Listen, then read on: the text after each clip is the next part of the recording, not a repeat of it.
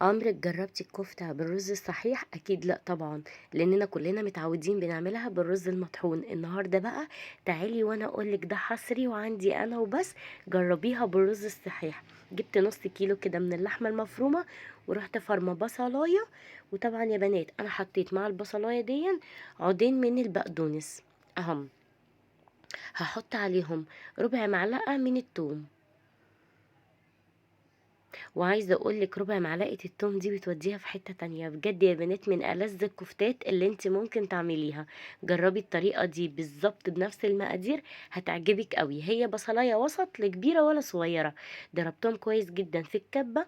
انا مش عايزه حاجه تطحن في الكبه غير البصل والثوم والبقدونس.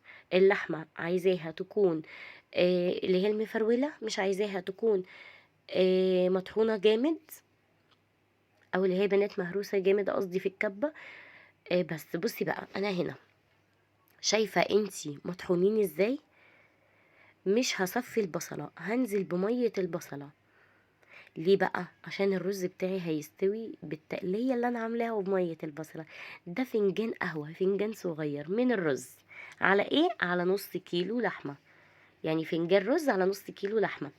بصي بقى هنا، دي يا بنات بهارات الكفتة، ولا بد منها في الوصفة دي. حطي كده معلقة كبيرة، ومعاها شوية من الفلفل الأسمر الناعم، والملح بتاعك بس، لا أكتر ولا أقل. أي كفتة عامة هو الملح والفلفل والبهارات الكفتة. قلبتها كويس جدا وسبتها في التلاجة ترتاح ساعتين. وبعد كده يا بنات هنا انا كنت عامله الصلصه بتاعتي. جبت بصلايه حمرتها، واول ما احمرت صفيت فيها طماطم وسبتها لحد ما اتسبكت خالص. وبعد ما اتسبكت زي ما انت شايفه كده، باين على الحله انها متسبكه ومتقلبه كذا مره. رحت كورتها يا بنات، عملتها كده كور صغيره.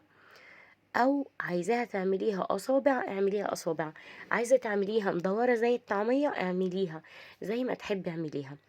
انا بصراحه بحبها كور. بس يا بنات بجد جميله جدا جدا. اوعي بقى تقولي اي كلام، جربيها وانت تعرفي قد ايه طعمها لذيذ. بس كنت بقى عامله شويه رز كده بالشعريه والبتنجان المخلل الرهيب دون. وهي دي يا بنات غدوه النهارده، خفيفه وجميله. وقولي لي ايه رايك فيها بعد ما تجربيها. سلام.